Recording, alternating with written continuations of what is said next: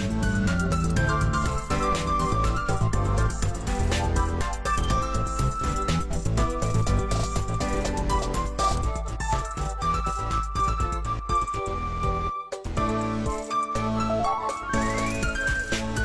welcome to Teen Talk News.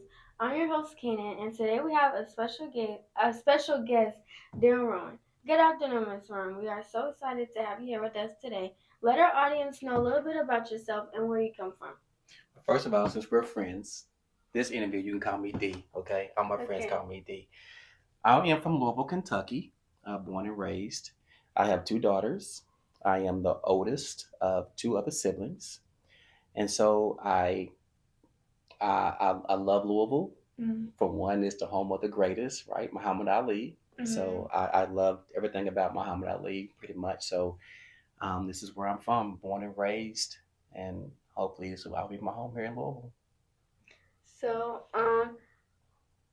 can you tell us about working for one of the top automotive manufacturing companies in North America? Can I tell you about it? Mm-hmm. It is a fulfilling job. So I have been at Toyota for 27 years. I'm just 29. Mm-hmm. Did you catch that? Mm-hmm. Okay. I'm a little older than I look. So I've been there for 27 years. And so working for Toyota is fulfilling for me because it allows me to connect with individuals that want better for their lives, that trying to go into leadership and define what really makes them tick. Because see, people think that just building cars is all that a person can do, but I like to use leadership along with building a car, right? So I want to, as you build a car, I want to build you to be the next leader to take a position of leadership. Mm. What inspired you to be a motivational speaker? Tell us about your journey. Woo. How much time we got? Don't look at him. I'm talking to you. Oh. How much time we got? It's a joke. So, I believe that we all have a purpose. Mm. And sometimes, just like you and I was talking before the camera, right? And you said your passion is dance. I didn't know what my purpose was or what my passion was probably up to 12 years ago. And I was going through a lot of life changes, some not pleasant and some pleasant. And then in 2020, when the world shut down because we was all in COVID, right, I began to know I had to change some things about myself. And in doing that, I wrote my first book. It was called Mindset, Master of Change. And then from that book, I tapped into a lot of personal development. Mm-hmm. And in that, I fell in love with speaking. Because like you like to dance as your expressive self, I like to act. So acting for me fell into the same passion as speaking because I was able to use a lot of what I was learning on stage in both stages, whether acting or speaking. And so just knowing that I can help somebody be better, help someone be encouraged, and help someone to understand that there is a better way to what they're dealing with, that just makes me happy inside. So, what are some of the biggest challenges you face? Me, Mm. me. Mm. Looking at me sometimes in the mirror and being like, hey, you okay? Hey, today's not a good day. It's not so much it's not a good day, it's not a good moment right now. But just keep going. There's an old African proverb, and I want you to stay with this. Is that there is no enemy on the inside of you, then the enemy on the outside can do you no harm. So every day, sometimes multiple times throughout the day, I have to tell myself words of affirmation that you're okay, you're powerful, you are a king, God made you to be the head, not the tail. Mm. And so sometimes the biggest battle that I have to face, that we all have to face, remember that one song that Michael Jackson had? You were younger. I'm starting with the man in the mirror. I'm asking him to make a change. Sometimes the person in the mirror is the person that you have to talk to directly. What advice would you give to someone who is interested in public speaking? Study.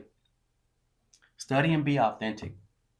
Because you can have all the great characteristics, you can have all the great talent, but sometimes if you're not authentic, you're not going to make it because people can see through someone fake, right? You might have a famous celebrity that you like really like, or a favorite famous dancer that you really look up to, but behind the scenes, everybody goes through something. And nobody shows you what they go through. They only want you to see the highlight reels of their life. They don't want to show you how many times they were dancing on this beat and they failed, or how many times they got yelled at by the coach because they were off beat and they couldn't get it, right? You're only going to see the finished product, right?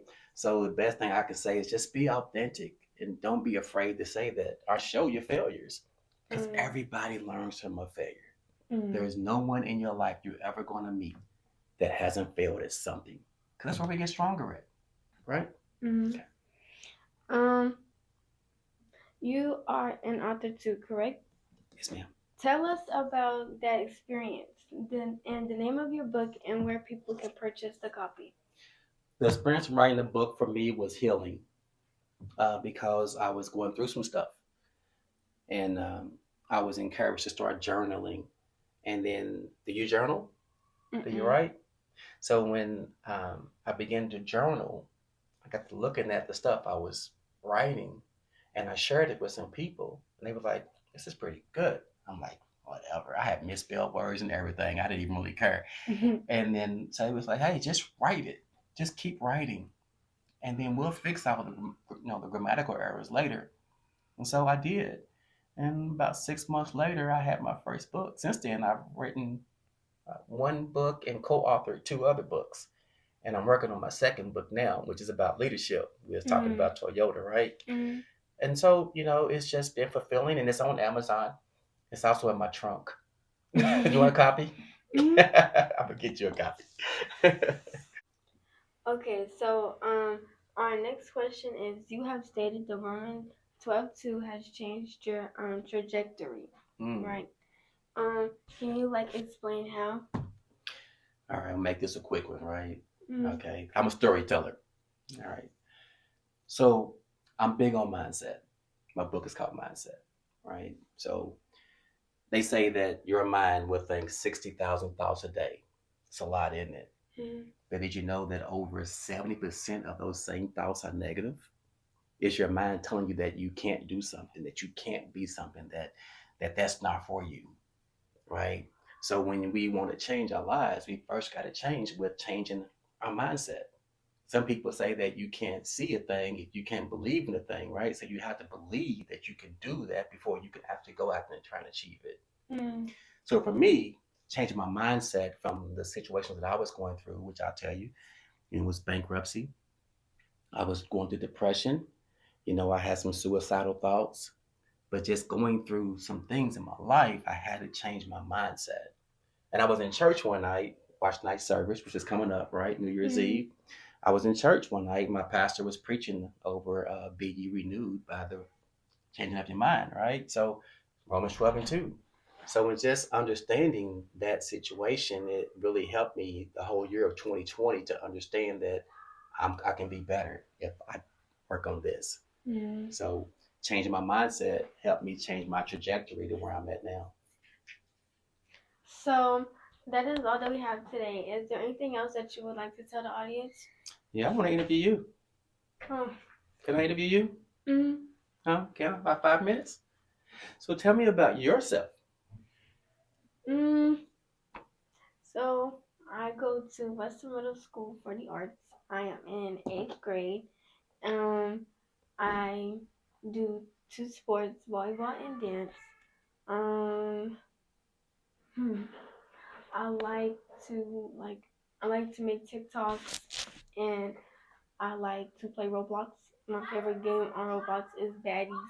And it's like a fighting game, and even though it makes me very very mad, but I still love playing it. It's very addicting. And then I want to go to Ballard High School, and then yeah. Do you have your college already picked up? Yes, kind of forgot what it was called, but I know where it was at. It's in Houston, Texas, but I think it's like College of Houston, something like that. Why Houston? Well, I want to move to Houston, Eventually, so but before I did that, I kind of like wanted to like explore first. So that's why I would like want to go there for college, so I can see if I liked it or not, and then yeah. So out of all And then everything, also for nursing. okay. Okay, do you like helping people then? Mhm. You do? What's the number one thing about helping people that like excites you? I like to see like other people succeed and get better and stuff, and I like also helping people like being able to achieve that for themselves, and yeah. And see, that's how I feel. So you Mhm. asked me that question earlier. I feel the same way. So in the automotive world, like where I work at, they come from Japan. We're the first automotive plant that Japan has ever had is on this side of Mhm. the U.S. And we have this word called mendomi. Mendomi means to care for other people genuinely. Mhm. So you are caring, you have a caring spirit. So I would say that you show mendomi for the people that you want to work with as nurses, right? Or Mhm. whatever medical field thing you want to go to, right? So I like that you said that because I believe in that too. I believe that if I can help you be better, I can be better, Mhm. right? It's because it's not self gratifying for me. It is really me having a passion to help someone else be better. And it sounds like you have that same passion. What's your Mhm. sign? I'm a Sagittarius. Oh my God! My birthday is Wednesday. When's your birthday? My birthday passed. My birthday was Thursday. Happy birthday, Saggy! See? That's good stuff. Well, Mhm. that concludes my interview for the day. And so look out for this future bright star right here. Thank you, ma'am, for your time today. No problem. Thank you for coming. All right. Well, that's all. Bye, guys. Bye.